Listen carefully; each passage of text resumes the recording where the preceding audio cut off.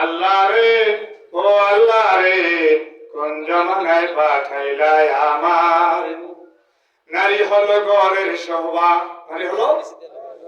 নারী হলে ঘরের শোভা, থাকবে তারা ঘরে, তারা কেনে ঘুরে বেড়ায় পুরুষের ধরে। আল্লাহ রে কোন জমানায় পাঠাইলে আমারে।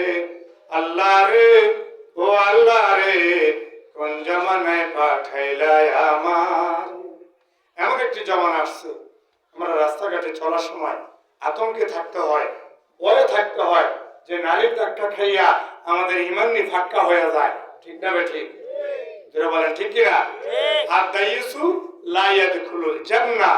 রাসূল আরবি সাল্লাল্লাহু আলাইহি ওয়াসাল্লাম কুল কায়নাতের নবী, নবী কুল সম্রাট নূরুন আলা নবী মুহাম্মদ রাসূলুল্লাহ সাল্লাল্লাহু আলাইহি ওয়াসাল্লাম ফরমায়েছেন যে নারী দায়ুস হবে, সে কখনো জান্নাতে প্রবেশ করবে না। যারা বলেন জান্নাতে প্রবেশ করবে না।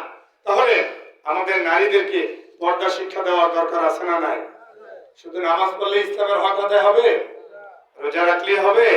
টুপি মাথায় দিলে, পাঞ্জাবি গায়ে দিলে, বছর বছর মাহফিল করলে লাভ হবে না। স্ত্রী পুত্র ছেলে মেয়েকে মানুষের মতো মানুষ করে গড়ে তুলতে হবে। ঠিক কিনা বলেন? এই বাবারা গভীর মনোযোগ। নারীর স্বভাব চুল, বাগানের শোভা ফুল। সুবহানাল্লাহ বলেন। নারীর শোভা চুল, বাগানের শোভা ফুল, আর মসজিদের শোভা হচ্ছে ইমাম।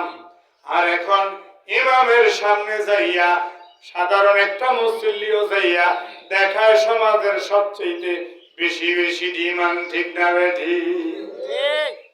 ঠিক কিনা?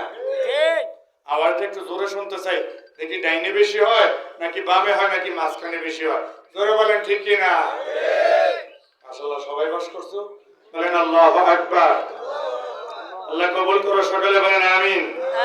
আমাদের মা বোনদেরকে পর্দায় রাখার দরকার আছে না নাই? জোরে বলেন আছে না নাই?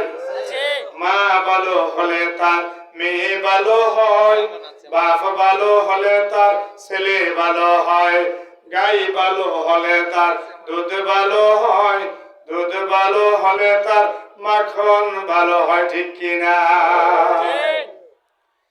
মায়ের মতো মা হয়, মেয়ে ভালো হবে। Just no complain. বলেন সুবহানাল্লাহ। আর বাবা ভালো হলে ছেলে ভালো হবে। এখন বাবা যদি মদুদি হয় আর মা যদি বেশ্যা হয়, ভালো সন্তান আশা করা যায় না, ইম্পসিবল, হতেই পারে না। যদি আল্লাহ দয়া করে দেয় তাহলে সেটা আলাদা কথা। ঠিক কিনা বলেন?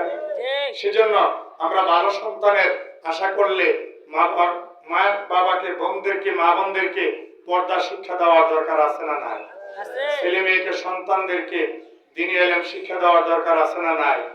আল্লাহ কবুল করুন, সকলে বলেন আল্লাহুম্মা আমিন।